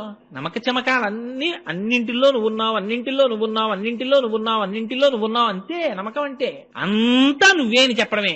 మేన్యాయచ సికత్యాయచ మోరాయచ శిష్ప్యాయచ, ఇందులో లేడు. దొంగలో నువ్వే, దొంగలో నువ్వే, వడ్రంగిలో నువ్వే, నురుగులో నువ్వే, నీటిలో నువ్వే, నిప్పులో నువ్వే, అడవిలో నువ్వే, ఆ పైన మెరిసే మెరుపులో నువ్వే, విద్యుత్తులో నువ్వే, భూమి మీద నువ్వే, నువ్వు తప్ప ఇంకొకటి లేదని చెప్పడమే నమ్మక చమకాలు. అటువంటి దర్శనం చేస్తూ ఆ అభిషేకం చేసుకుంటున్నాడు. ఆ అభిషేకం జరుగుతున్నటువంటి సమయంలో తండ్రి చూశాడు. అరే రేవిడి ఇన్ని పాలు వృధా చేసేస్తున్నాడు రా అని ఒక కర్ర ఒకటి పట్టుకొచ్చి ఆ పిల్లవాడిని విపరీతంగా బాధాడు. కానీ ఆ పిల్లవాడి మనస్సంతా లయమైపోయి ఉంది పరమశివుల్లో. లయమైపోయినటువంటి వాడికి ఏది వినపడుతుంది కనుక, ఏం తగులుతుంది కనుక, తన్ను నిశాచురుల్ పొడవ దైత్య కుమారుడు మాటిమాటికో పన్నగశాయి, ఓ ధనుజభంజన, ఓ జగదీశ, ఓ సర్వాపన్న శరణ్య, ఓ అఖిల పావనయంచు నుతించు కాని తా కన్నుల నీరుతాడు భయకంప సమేతుడు కాడు భూవరా అంటారు. ఆనాడు ప్రహ్లాదుని బాధిస్తే ఆ లక్ష్మీనారాయణుల్ని తలుచుకుంటూ ఆ బాధలన్నీ మరిచిపోతే స్వామివారు ప్రహ్లాదుని రక్షించుకున్నట్టుగా పరమశివుడు రక్షించుకున్నాడు ఆ పిల్లాన్ని. చిట్ట చివర తండ్రికి అసహనం వచ్చింది. ఒరే కొట్టి కొట్టి నా చేతులు నెప్పెడుతున్నాయి కానీ వీడు అభిషేకం మారట్లేదురా అని అక్కడ ఉన్నటువంటి పాలకొండని తన కాలుతో తన్నాడు. ఆ కొండ పగిలిపోయేటప్పటికి పిల్లవాడు బహిర్ముఖుడయ్యాడు. వాడికి ఆగ్రహం వచ్చింది. దేనికి ఆగ్రహం వచ్చింది? నేను జయిస్తున్నటువంటి శివాభిషేకానికి అంతరాయం కల్పించాడు అని అక్కడ పశువులు కాసేటటువంటి కర్ర తీశాడు. ఎంతవరకు నిలబడతాడో చూడాలనుకున్నారు పరమశివుడు. దాన్ని గొడ్డలిగా మార్చారు. కర్రో గొడ్డలో నాకు అనవసరం, చేస్తున్నటువంటి శివాభిషేకానికి అంతరాయం చేశాడు అని గొడ్డలి తీసి తండ్రి కాళ్ల మీదకి విసిరాడు. ఆ గొడ్డలి తగిలింది, కాళ్లు తెగిపోయి తండ్రి కింద పడి రక్త ప్రవాహం జరిగి మరణించాడు. లెక్క పెట్టలేదు. మళ్లీ అభిషేకం మొదలు పెట్టేశాడు. చూశారు పరమశివుడు, ఆశ్చర్యపోయి మహానుభావుడు ఆయన సగుణాకారంబుగా చూపవే అని ప్రత్యక్షమయ్యారు. ఇంత పిల్లవాడివి, ఇంత భక్త్యా అని పొంగిపోయి తన చేతులతో ఆలింగనం చేసుకున్నారట. ఎప్పుడైతే శివస్పర్శ కలిగిందో తేజోమయ శరీరుడైపోయాడు. ఆయనకి వరం ఇచ్చారు పరమశివుడు, ఈనాటి నుంచి నీకు నాకు సమర్పించబడినటువంటి సమస్త పదార్థములు నీకు చూపించి స్వీకరించాలి. శివాలయంలో ఇదొక అలవాటు ఉంటుంది. ప్రతి వాళ్ళు వెళ్లి చండీశ్వరుడి దగ్గరికి వెళ్లి ఇలా ఇలా ఇలా తప్పట్లు కొడతారు. ఎందుకండి ఆ తప్పట్లు అని అడిగాం అనుకోండి, ఆయనకి చెవుడండి అంటారు. ఆయనకి చెవుడేమిటి? అదో మహాపరాధం కూడాను. చండీశ్వరుడికి చెవుడని ఎక్కడా చెప్పలేదు. ఏమని చెప్పారంటే ఆయన్ని ధనిశ్చుండు అని చెప్పారు. శంకర భగవత్పాదులంతటి వారు సౌందర్యలహరిలో ఒక శ్లోకం రాశారు. ప్రణేజిత్వా దైత్యానపహృత్రై కవచిభి విశాఖేంద్రో పేంద్రో శశివిశిత కర్పూర శకలం అని. అందులో ఆ సుబ్రహ్మణ్యుడు మొదలైనటువంటి వాళ్ళు శత్రువుల్ని గెలిచి ఆ సంతోష వార్త చెప్పాలని గబగబగబగబా వచ్చేస్తున్నారు అమ్మ దగ్గరికి. వచ్చేసేటప్పుడు అమ్మ దగ్గరికి ఎడుతున్నాం, అమ్మ మూడు లోకములను పూజింపబడే తల్లి అని పైన హెల్మెట్ ఉంటుంది కదా, పైన పెట్టుకున్న కిరీటం, ఆ కిరీటాలు శరస్త్రాణాలు ఇవన్నీ తీసేశారు. కానీ ఇది విప్పలేదట, కవచం విప్పలేదట. ఎందుకంటే కవచం విప్పుకోవడానికి కొంత టైం పడుతుంది. పిల్లలు ఇంటికి వస్తారు మధ్యాహ్నం అన్నానికి, 3వ క్లాస్ వరకు చదువుకునే పిల్లలు. వాడు ఇంటికి వస్తాడు, ఆకలి, అమ్మా అన్నం పెట్టేయమ్మా అంటాడు. ఆ బ్యాగ్ తీసి ఇంట్లోకి గుబీల్మని విసిరేస్తాడు, చాకలి మూట విసిరేసినట్టు. ఆ బూట్లు ఇప్పేసి గబగబా బయట వదిలి పారేస్తాడు. సాక్స్ మాత్రం విప్పడం. ఎందుకని అంటే కొంచెం కూర్చుని కిందకి లాక్కోవాలి, అది వాడే కింద పడిపోతాడు. అందుకని సాక్స్ తో ఇంటికి వచ్చేస్తాడు. ప్రతి తల్లికి పెద్ద బాధ ఏమిటంటే, ఒరే నీ సాక్స్ ఉతకలేక నేను బాధపడిపోతున్నాను రా అంటారు. అరికాళ్ళన్నీ మెట్టే. అది ఎక్కడి వరకు ఉందిట. అమ్మ దగ్గరికి తొందరగా వెళ్ళిపోవాలని సుబ్రహ్మణ్యేశ్వరుడు, శ్రీ మహావిష్ణువు మొదలైనటువంటి వారు కూడా పాపం దొరికిన వాడు ఎవరంటే ఈనుడు అమాయకు నందీశ్వరుడు, ఆయన మీద పెట్టేస్తుంటారు. చాలా దారుణాతి దారుణ. భక్తికి కూడా ఒక అర్థం ఉండాలండి. కార్తీక మాసంలో దీపం తీసుకెళ్లి కొంచెం పెద్ద ప్లాట్ఫామ్ ఉంటే నందీశ్వరుడి తోక కింద మన కింద పెడితే మనం కూర్చోగలమా? ప్రేమ ఎక్కువైపోయిందండి కోటేశ్వరారి, మీరంటే ఎంత ప్రేమో మాకు అని నా పృష్ఠభాగం వెనకాతల దీపం పెట్టి పురాణం చెప్పమంటలా వారేటప్పటికి ముందు భోజనాదులన్నీ అన్నపూర్ణాదేవికి రావడం అన్ని సిద్ధం చేసేస్తుంది. లేకపోతే ఈయన గబాలన బయటికి వెళ్ళిపోయి భవతి భిక్షాందే అంటే అట్ట పరుగు పోయేది అమ్మవారి. అందుకని ఇంట్లో అన్ని సిద్ధంగా చేసేసి ఉంచుతుంది ఆవిడ. గబుక్కుని బయటికి వెళ్ళిపోతారేమో ఈయనని. చంద్రశేఖరులంతటి వారు వ్యాఖ్యానంలో సంతోషపడిపోయారు. ఆ స్వామి స్వీకరించగా మిగిలిపోయినటువంటి పదార్థాల్ని మాత్రం ఇతరులు ముట్టుకోకూడదు. అవి నివృత్యై చండాంశ త్రిపురహర నిర్మాల్య విముఖై, అవి చండీశ్వరుడు స్వీకరిస్తాడు. ఆయనకి చూపించి తీసుకోవచ్చు. శివాలయంలో చాలా మంది ఏమనుకుంటారంటే, అమ్మో దీన్ని పట్టుకెళ్ళకూడదండి అని పట్టుకొచ్చి పాపం దొరికిన వాడు ఎవరంటే ఈనుడు అమాయకుడు నందీశ్వరుడు, ఆయన మీద పెట్టేస్తుంటారు. చాలా దారుణాతి దారుణ. భక్తికి కూడా ఒక అర్థం ఉండాలండి. కార్తీక మాసంలో దీపం తీసుకెళ్లి కొంచెం పెద్ద ప్లాట్ఫామ్ ఉంటే నందీశ్వరుడి తోక కింద మన కింద పెడితే మనం కూర్చోగలమా? ప్రేమ ఎక్కువైపోయిందండి కోటేశ్వరారి, మీరంటే ఎంత ప్రేమో మాకు అని నా పృష్ఠభాగం వెనకాతల దీపం పెట్టి పురాణం చెప్పమంటే ఎవడు కూర్చుంటాడు? అదే భక్తి అంటే. అరటిపండు ముక్క తెచ్చి ఆయన మూతికి పూసేయడం, అక్కడి నుంచి కోళ్ల మీద వాలే ఈగలన్నీ వచ్చి ఆయన మూతి మీద వాలుతూ ఉండడం, అదే నందీశ్వరుడు అంటే. నంది జీవుడికి సంకేతం, పరమశివుడు పరమాత్మకి సంకేతం. జీవుడికి ఆత్మకి భేదం పాటించకూడదు. అందుకని వృషస్య వృషణం స్పృష్ట్వా శృంగమధ్యే శివాలయం దృష్ట్వాక్షణం నరోజాతి కైలాసే శివ సన్నిధిం విధించింది శివాగం. కుడి చేత్తో నంది యొక్క అవయవాన్ని పట్టుకుని ఎడమ చేతితో నంది యొక్క 2 కొమ్ముల మీద బొటన వేలు చూపుడు వేలు పెట్టి ఒక్క లెప్త కాలం అంతకన్నా ఎక్కువసేపు పట్టుకోకుండా 2 శృంగముల మధ్యలోంచి శివలింగాన్ని దర్శనం చేసి శంభో శంకర అని విడిచిపెట్టి లోపలికెళ్ళాలి. వెళ్ళినప్పుడు అర్చకులకు తప్ప అన్యులకు అధికారం లేదు శివుడికి నందికి మధ్యలోకి వెళ్ళడానికి. ఒక పక్కకి నిలబడి నమస్కరించి వెళ్ళిపోవాలి. అంతేకాని దాని మధ్యలోకి దూరిపోవడం, ఆ రెండింటి మధ్యలో కూర్చుండిపోవడం, అక్కడ సాష్టాంగం పడిపోవడం అలా చెయ్యకూడదు శివాలయంలో. అందుకని ఆయన ఎప్పుడూ శివుణ్ణే చూస్తూ ఉంటాడు. రోహిణీ కార్తీ రానివ్వండి, వాన పడుతుండనివ్వండి, అల్పపీడనం ఏర్పడినివ్వండి, పెను తుఫాన్ రానివ్వండి, ఆయన ఎప్పుడైనా దుప్పటి కప్పుకోవడం పక్కకెళ్ళడం మీరు చూసారా? అలా ఉండదు. ఆయన ఎప్పుడూ శివుణ్ణే చూస్తాడు. నువ్వు ఏం చేస్తున్నా లోపల శివుణ్ణే దర్శించడం నేర్చుకో అన్నది నంది యొక్క సంకేతం. నంద ఇతి నందహ,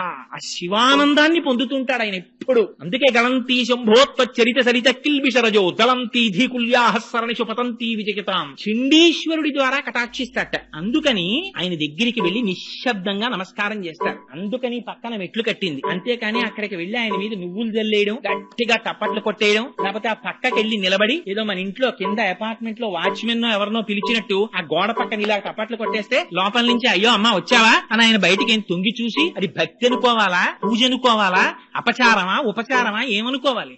అక్కడ మెట్లు కట్టింది ఎందుకు? ఆ పక్క నుంచి మీరు వచ్చి తప్పట్లు కొట్టమనే. మెట్లు ఎక్కి అక్కడికి వెళ్లి నిశ్శబ్దంగా నిలబడి ఆయన సర్వకాలముల యందు శివనామ స్మరణలో ధ్యానమగ్నుడై ఉంటాడు. చిటికి చిన్నది వేయమన్నారు. ఇలాగా వేస్తే ధనిశ్చండుడని పేరు. ఆయన ధ్యానభంగమై నేత్రములు విప్పుతారట. విప్పితే ప్రసాదాన్ని చూపించమన్నారు. స్వామి వచ్చానయ్యా, మహానుభావ, చండీశ్వర, శివధ్యాన పరాయణ, శివ పూజా ఫలం దేహి, చండికేశ్వర నమోస్తుతే. స్వామి నేను శివుణ్ణి ఆరాధన చేశానయ్యా, నాకు ఆ ఫలితాన్ని ఇప్పించవా అని అడిగి ఆయనకు ఒకసారి ఇలా చూపిస్తే, శభాష్ చౌరా శివాలయానికి, చాలా సంతోషం, మూట కట్టుకుపో ఫలితాన్ని అంటే ఆయనకి చూపించి తీసుకెళ్లమన్నారు. శివ నిర్మాల్యాన్ని దాటినా, పరమశివ నిర్మాల్యాన్ని తొక్కినా గత జన్మలలో చేసుకున్న పుణ్యం పోతుంది. మహిమ్నా స్తోత్రంలో చెప్పారు. అందుకే గంధర్వుడు దొరికిపోయాడు, పుష్పదంతుడు. అందుకని శివ నిర్మాల్యాన్ని తీసుకొచ్చి ఎక్కడ పడితే అక్కడ పారేయడం అలా చెయ్యకూడదు. శివాలయంలో ప్రవర్తించవలసినటువంటి విధానం ఉంది. ఆ విధానంలో ప్రవర్తించి భగవంతుని యొక్క అనుగ్రహాన్ని పొంది వెళ్ళాలి నిశ్శబ్దంగా. అందుచేత అదిగో అటువంటి ధనిశ్చండు ఉంటాడు ఆ కపిలేశ్వర తీర్థంలో. ఆయనని ఒక్క చిటిక వేస్తే చాలట, కన్నులు విప్పి మహానుభావుడు ఫలితాన్ని మనకి కటాక్షిస్తాడు. అదిగో అది ధనిశ్చండ వృత్తాంతం. అది దాటి యువతలకొస్తే అక్కడ కాలభైరవుడు ఉంటాడు. ఆ కాలభైరవుడు మహానుభావుడు. ఆయన గురించి స్తోత్రం చేస్తారు. దేవరాజ సేవ్యమాన పావనాంగ్రి పంకజం వ్యాళయజ్ఞ సూత్రం ఇందుశేఖరం కృపాకరం నారదాది యోగి బృంద వందితం దిగంబరం కాశికాపురాధినాథ కాలభైరవం భజేత్. జ్ఞానముక్తి సాధనం చిత్రపుణ్యవర్ధనం శోకమోహ దైన్య లోభ కోపతాపనాశనం తే ప్రయాంతి కాల భైరవాంగ్రి సన్నిధిం ధ్రువం అని ఆ మహానుభావుణ్ణి నమస్కారం చేసినంత మాత్రం చేత కపిల తీర్థంలో ఉండేటటువంటి కాలభైరవుడి దగ్గర 2 శక్తులు ఉంటాయి. ఏమిటా? ఇవి నా సొంతంగా చెప్తున్నాను అనుకుంటున్నారేమో మహాప్రభో, వరాహ పురాణాంతర్గతం. అందులో ఆయన సంతాన రక్షకుడు. మనకి కలిగినటువంటి సంతానము రక్షింపబడేటట్టుగా చూస్తాడు. వాళ్ళకి ఎటువంటి ఉపద్రవం రాకుండా చూస్తాడు. 2 ఆ కాలభైరవుణ్ణి ఒక్కసారి దర్శనం చేసి ఎప్పుడైనా ప్రయాణించకూడనటువంటి సమయంలో ప్రయాణం చెయ్యవలసి వస్తే, అర్ధరాత్రి వేళ ప్రయాణం చేసినా, ప్రయాణంలో ప్రమాదం వచ్చినా ఒక్కసారి 3 మాటలు చెప్పమన్నారు. ఏమిటా మాటలు? కాలభైరవా నమోస్తుతే, కపిలేశ్వర నమోస్తుతే, కాశీ విశ్వేశ్వర నమోస్తుతే అని 3 మార్లంటే ప్రయాణంలో తేళ్లు కాని, పావులు కాని, విషక్రిములు కాని మన జోలికి రావుట.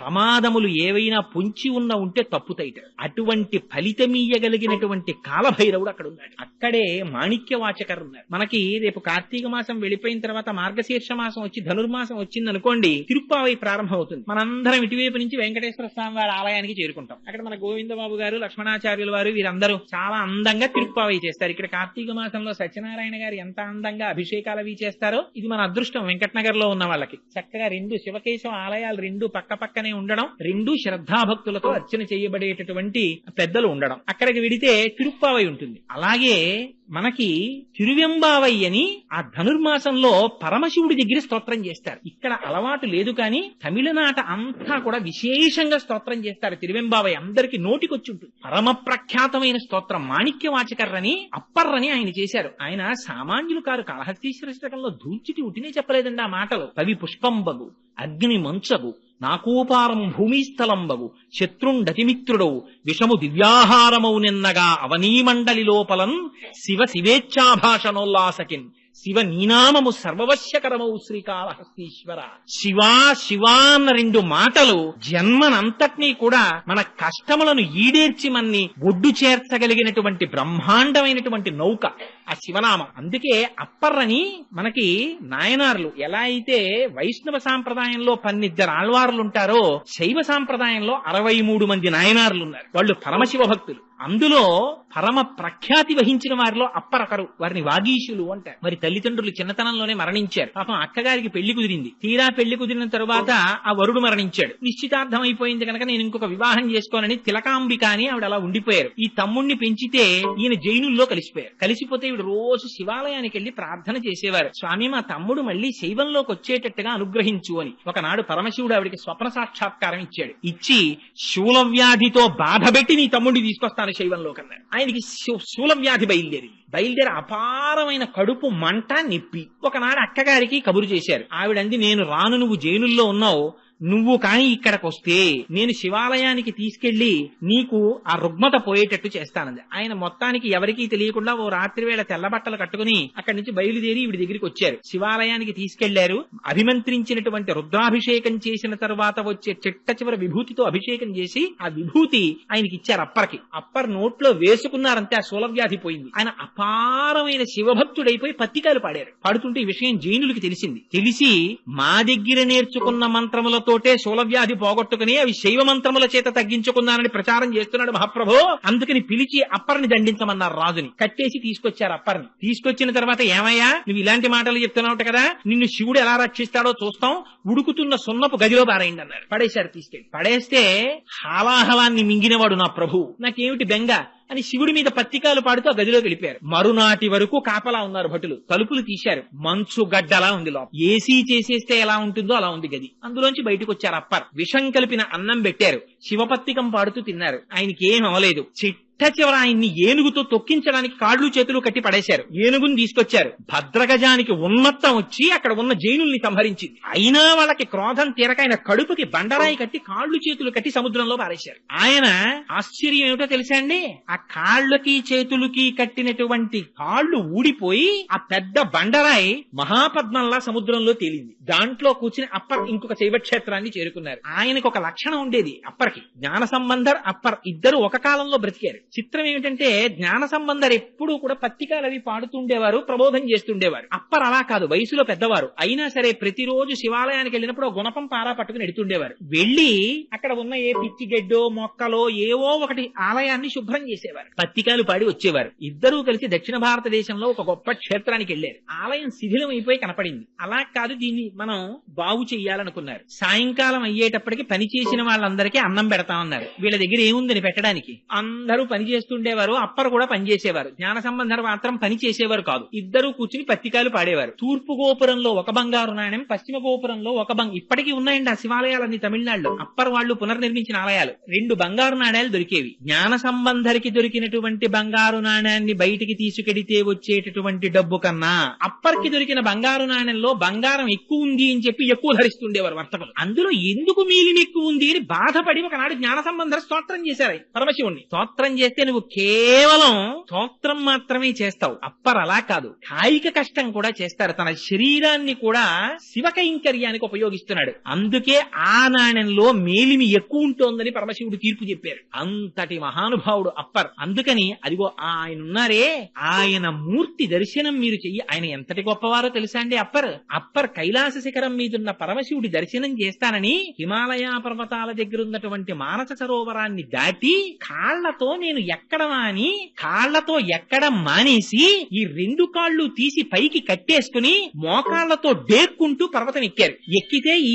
కింద ఉండేటటువంటి చర్మము అన్ని పోయి ఎముకలు పైకి వచ్చేస్తే చీకటి పడిపోయిన డేకుతుంటే ఆయనకి దారి కనపడదని అక్కడ ఉండేటటువంటి మహాసర్పాలు పడగల విప్పి తమ పడగల మీద ఉన్నటువంటి మణుల కాంతిలో దారి చూపిస్తుంది. ఆయన భక్తికి పరవశించిపోయి వృద్ధుడి రూపంలో పరమశివుడు వచ్చి దర్శనమిచ్చి, ఎంత సాహసం చేశావప్పర్, ఇంత సాహసం చెయ్యకు, నీకు నేను తిరువయ్యూరులో దర్శనమిస్తాను వెళ్ళమన్నారు. కన్ను మూసి కన్ను తెరిచేటప్పటికి ఆరోగ్యంతో తిరువయ్యూరులో ఉన్నారు upper. Beyond any doubt prove చేశారండి శివభక్తి ఎంత గొప్ప స్థితికి తీసుకెడుతుందో. నాయనార్లు చాలా మంది, 63 మంది నాయనార్ల యొక్క చరిత్ర పెరియ పురాణంలో చదువుతుంటే ఇంతంత గొప్పవాళ్ళ, నిజంగా ఏమి మహాభక్తులు రా వీళ్ళందరూ అనిపిస్తుంది. అప్పర్ ఎంత గొప్పవారంటే వృద్ధుడైపోయి కూడా జ్ఞాన సంబంధర్ కుర్రవాడు. జ్ఞాన సంబంధర్ పర్యటనకు వస్తే అప్పరేరి అని అడిగేవారు పల్లకీలోంచి. అటువంటి మహానుభావుడు వచ్చారని ఎంత వినయం అంటే అప్పర్కి జ్ఞాన సంబంధర్ కూర్చున్న పల్లకీని అప్పర్ మోస్తుండేవారు. ఇక్కడే ఉన్నానన్నారు. ఎక్కడున్నారని చూస్తే తన పల్లకీ మోస్తున్నారు. గభాలన పైనుంచి దూకి ఆయన్ని కౌగిలించుకుని అప్పా అని పిలిచారు ఆయన్ని. అందుకని ఆయనకి అప్పర్ అని పేరు వచ్చింది. వాగీశుడు అని బిరుదు ఆయనకి. అటువంటి మాణిక్యవాచకర్ ఆ అప్పర్ వాళ్ళ విగ్రహాలు ఇప్పటికీ కూడా కపిల తీర్థంలో మీరు సాకారంగా చూడొచ్చు. అక్కడ ఎదురుగుండా ఉంటాయి. అక్కడే 2 బిల్వ వృక్షములు ఉంటాయి కపిల తీర్థంలో. ఆ 2 బిల్వ వృక్షములే పార్వతీ పరమేశ్వరుల యొక్క సాకార స్వరూపమని నమ్ముతారు. ఎందుచేత అంటే బిల్వ వృక్షం అపారమైనటువంటి ఐశ్వర్యాన్ని ఇస్తుంది. ఆ బిల్వ వృక్షం కింద కూర్చునే లక్ష్మీదేవి తపస్సు చేసింది. 5 చోట్ల మాత్రమే లక్ష్మీదేవి ఉంటుంది అని చెప్తారు. ఆ 5 ఒకటి మారేడు దళం, అందుకే మారేడు దళాలతో పరమశివుడికి పూజ చేయడం చేత కలిగేటటువంటి లక్ష్మీ ప్రసన్నత అపారమైనటువంటి ఐశ్వర్యం. చాలా మందికి ఒక తెలియని అపోహ ఒకటి ఉంటుంది. ఏమిటా అపోహ అంటే, శివుడంటే శ్మశానవాసి, ఆయన శ్మశానంలో తిరుగుతూ ఉంటాడు, ఒళ్ళంతా శవ విభూతి రాసుకుంటాడు, ఒంటి మీదంతా పాములు వేసుకుంటాడు, ఏదో రక్తం ఓడుతున్న ఏనుగు చర్మం కప్పుకుంటాడు, పులి చర్మం కప్పుకుంటాడు, ఆయనకే ఏమీ లేదు, ఆయనే అలా తిరుగుతూ ఉంటాడు, మళ్ళీ ఆయన దగ్గరికి వెళ్ళి మనం నమస్కారం కూడా ఎందుకు, ఆయనకి జలాలతో అభిషేకం అని ఒక అపోహ. అది కాదు. మీరు ఒకటి ఆలోచించండి, తల్లిదండ్రులు అనబడేటటువంటి వారు తాము దాచుకుంటారా, తమ పిల్లలకి పెడతారా? తమ పిల్లలకి పెడతారు. త్యాగే నైకే అమృతత్వ మానసు. పరమశివుడు శ్మశానవాసి అంటే దాని అర్థం అంత పరమశివుడు అంతటి మహానుభావుడు, కైలాసవాసి, హిమవంతుని యొక్క అల్లుడు, ఆయనకి జన్మ లేనటువంటి వాడు, బ్రహ్మమస్తకావలి నిబద్ధతే నమ శివాయ అని శంకరుల చేత స్తోత్రము చేయబడిన వాడు, కాలాతీతుడు. అటువంటి వాడికి ఉండడానికి 150 గజాల స్థలమే దొరకదండి ఆయనకి. శ్మశానవాసి అంటే అర్థం పరమశివుడు రుద్రభూమిలో ఉంటాడు, అదే ఆయన అడ్రస్. శ్మశానంలో ఉంటాడు తప్ప ఇంకెక్కడో ఉండడు, అందుకని శ్మశానవాసి కాబట్టి శివుణ్ణి పూజ చేయకండి అనేది దాని అర్థం. ఏది శ్మశానం కాదు నాకు చూపించండి. శ్మశానానికి వెళ్ళని వాడిని చూపించండి నాకు. శ్మశానానికి వెళ్ళనివాడు ఉన్నాడు ఆ ప్రపంచంలో? ప్రపంచంలో పుట్టిన ఏ వస్తువైనా వెళ్ళిపోవలసిందే శ్మశానానికి. జాయతే గచ్చతే ఇది జగత్, వస్తుంది వెళ్ళిపోతుంది. ఎక్కడెక్కడ ఈ జగత్తంతా పుట్టి వెళ్ళిపోతుందో అదంతా శ్మశానమే. ఇక్కడ ఒక చెట్టు పుడుతోంది, చెట్టు మరణిస్తోంది, శ్మశానమైంది. ఇక్కడ నేను గట్టిగా మాట్లాడితే ధ్వని ప్రకంపనల చేత జీవులు చచ్చిపోతున్నాయి, శ్మశానమైంది. నా కాళ్ల కింద పడి జీవులు చచ్చిపోతున్నాయి, శ్మశానమైంది. నేను తింటే చచ్చిపోతున్నాయి, శ్మశానమైంది. అంత మహాశ్మశానమైంది. అంటే సమస్తము పరమశివుని చేతనే ఆవరింపబడి ఉంది. శివుని కన్నా వేరొకటి లేదు. అందుకని బ్రహ్మాండ వ్యాప్త దేహ భసిత హిమరుచాభా సమానా భుజంగై. వ్యాపకత్వంతో చెప్తే విష్ణు అంటాం, ఆయన్నే మంగళప్రదంగా చెప్తే శివుడు అంటాం. అందుకని లోపల శివం ఉన్నంతసేపే శివం, అది తీసేస్తే శవం. అది మంగళత్వం అంటే. అందుకని ఆయన శ్మశానవాసి అంటే ఆయన శ్మశానవాసి అండి నిజంగా ఎక్కడో శ్మశానంలో ఉంటాడనే దాని అర్థం. నిజంగా అలా ఉంటే ఇంకంతకన్నా గొప్ప ఉపకారం ఉందండి. ఎవడొస్తాడు మన వెనకాతల? ఒక్కడు వచ్చేవాడు లేడు. కింవానేన ధనేన వాజి కరిభి ప్రాప్తేన రాజ్యేన కింవా పుత్ర కళత్రమిత్ర పశుభిర్దేహేన గేహేన కిం జ్ఞాతైత క్షణభంగురం సపతిరోత్యాద్యం మనోదూరత స్వాత్మార్థం గురువాక్యతో భజ భజ శ్రీ పార్వతీ వల్లభం అంటారు శంకరులు. డబ్బు రాదు, మనం సంపాదించుకున్నటువంటి కార్లు రావు, వాహనములు రావు, రాజ్యం రాదు, తుట్టతుడకు మనదనుకున్న ఈ శరీరం రాదు, కొడుకు రాడు, కూతుళ్ళు రారు, భార్య రాదు. ఎవరొస్తారు? చేసుకున్న ధర్మము, పరమశివుని అనుగ్రహము తప్ప ఇంకొకటి రాదు మనతోటి. అంతటి మహానుభావుడు శంకరుడు. శం కరోతి ఇది శంకర. ఆయనకి శుభం చెయ్యడం తప్ప అసలు శంకరుడికి అమంగళం చెయ్యడం చేత కాదు ఆయనకి. అటువంటి వాడు శంకరుడు అంటే. అందుకే ఆయనకి మారేడు దళాలతో పూజ. మారేడు దళం అంటే లక్ష్మీ స్థానం. ఎక్కడెక్కడ మారేడు చెట్టు ఉంటుందో, ఎక్కడెక్కడ మారేడు దళం ఉంటుందో అక్కడక్కడ లక్ష్మీదేవి ఉంటుంది. అందుకని శంకరుడికి ఆ మారేడు దళంతో పూజ చేస్తారు. రెండవ లక్ష్మీ స్థానము పద్మం. పద్మములతో పూజ. అందుకే ఇప్పటికీ కపిల తీర్థంలో కామాక్షి అమ్మవారికి ఆ తామర పద్మాలతో పూజ చేస్తారు. ఆ పద్మము లక్ష్మీ స్థానం. మూడవది ఆవు యొక్క వెనుక భాగం. ఆవు యొక్క పృష్ఠభాగమునందు లక్ష్మీదేవి నివాసం ఉంటుంది. నాలుగవది స్త్రీ యొక్క పాపట. ఆ పాపటలో లక్ష్మీదేవి యొక్క స్థానం. అక్కడ లక్ష్మీదేవి నివాసం ఉంటుంది. అందుకని అది ఒకటి. ఇలా 5 స్థానాలు. ఒకటి ఆ బిల్వ వృక్షం. ఆ బిల్వ వృక్షం అంటే ఆ బిల్వదళంలో. రెండవది పద్మం. మూడవది స్త్రీ పాపట. నాలుగవది ఏనుగు యొక్క కుంభస్థలం. అందుకే గజారోహణం అంటుంటారు. ఏనుగు యొక్క కుంభస్థలంలో లక్ష్మీదేవి ఉంటుంది. 5వది ఆవు యొక్క వెనుక తట్టు. ఈ 5 ప్రాంతములు లక్ష్మీ స్థానాలు. అందుకని మారేడు దళంతో పరమశివుడికి పూజ. దానివల్ల అపారమైనటువంటి లక్ష్మీ సంపత్తి. కపిల తీర్థంలో ఇప్పటికీ కూడా 2 బ్రహ్మాండమైన మారేడు చెట్లు నిలబడి ఉంటాయి. ఇక్కడ లింగాకృతిలో ఉన్నటువంటి మహానుభావుడే అక్కడ సాకారముగా మారేడు చెట్ల రూపంలో ఉన్నాడని నమ్ముతారు. వెళ్లి ఆ మారేడు చెట్లకి నమస్కారం చేస్తారు. ించవలసినటువంటి వేరొకటిది, అక్కడే నాగుల చావిడి అని చెప్పి జంట నాగులు పెనవేసుకున్నటువంటి అనేకమైన మూర్తులు కలిగిన పెద్ద వేదిక ఒకటి ఉంటుంది. పూర్వం అక్కడ ప్రతిష్టలు చేసేవారు. ఇప్పుడు కుదరదు, ఎందుకంటే అసలు అంగుళం ఖాళీ లేదు. అక్కడికి వెళ్లి నమస్కారం చేస్తే, అభిషేకం చేసుకుంటే అక్కడే వల్లీ దేవసేనా సమేత సుబ్రహ్మణ్యేశ్వర స్వామి వారు ఉన్నారు. కాలసర్పదోషం ఉన్నవారు, కుజగ్రహ దోషం ఉన్నవారు, నవగ్రహ దోషాలున్నవాళ్లు కపిల తీర్థానికి వెళ్లి స్వామివారికి అభిషేకం చేయించుకుంటే వాళ్ళకి ఉన్నటువంటి సమస్త గ్రహ దోషములు పోతాయంటారు. అదిగో అంతటి పరమపావనమైనటువంటి క్షేత్రం ఆ కపిల తీర్థం. ఆ కపిల తీర్థానికి వెళ్లి సేవించినంత మాత్రం చేత పాపములు నివృత్తి చేయబడి తదనంతరం ఆ శేషశైలాన్ని అధిరోహించి ఆ లోపల ఆనందనిలయాధీశుడైనటువంటి వెంకటాచల ప్రభువుని సేవిస్తారు. దుచిత పూర్వం అసలు కపిల తీర్థాన్ని సేవించకుండా, కపిల తీర్థాన్ని దర్శనం చెయ్యకుండా అసలు ఒక రాత్రి నిద్రపోవాలి కపిల తీర్థంలో. ఆ తరువాత మాత్రమే వెంకటాచలం కొండ మీదకి వెళ్లేవారు. ఇప్పుడు చాలా మంది కపిల తీర్థాన్ని విడిచిపెట్టి వెంకటాచల కొండ మీదకి వెడుతున్నారు. కాబట్టి నా మనవి ఏమిటంటే, ఈ మాట మీరు వెంకటాచల క్షేత్రానికి వెళ్ళినప్పుడు తప్పకుండా కపిల తీర్థాన్ని సేవించండి. అది మహత్తరమైనటువంటి తీర్థం. అటువంటి తీర్థాన్ని సేవించడం చేత, అటువంటి శివలింగానికి నమస్కారం చెయ్యడం చేత మన శరీరమునకు పట్టినటువంటి పాపరాశి ధ్వంసమై మనకి కావలసినటువంటి భగవంతుని యొక్క అనుగ్రహం ప్రసరింపబడిన నాడు మనకి కావలసినటువంటి కామితములన్నీ వాటంతట అవే తీరిపోతాయి. అంత శక్తివంతం. మీకు